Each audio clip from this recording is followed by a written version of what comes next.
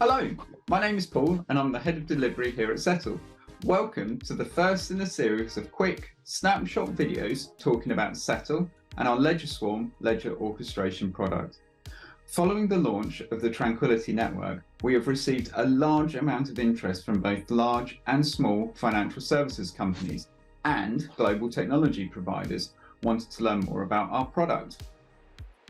We have a series of POCs, proof of concepts, already lined up, some of which are now starting, and we have our first production rollout where the client is looking to use our ledger orchestration capabilities for an internal use case, and they are targeting a go live towards the end of Q2 2024. One of the test nets we have running has processed over 1 million transactions in the last 5 days, but given the horizontal scalability of all of the technical components, this can be vastly increased if required. One question we often get asked is around hosting and connectivity. Currently, the testnet is deployed in AWS. However, the solution is fully cloud agnostic and can also be deployed in a client's physical data center if preferred.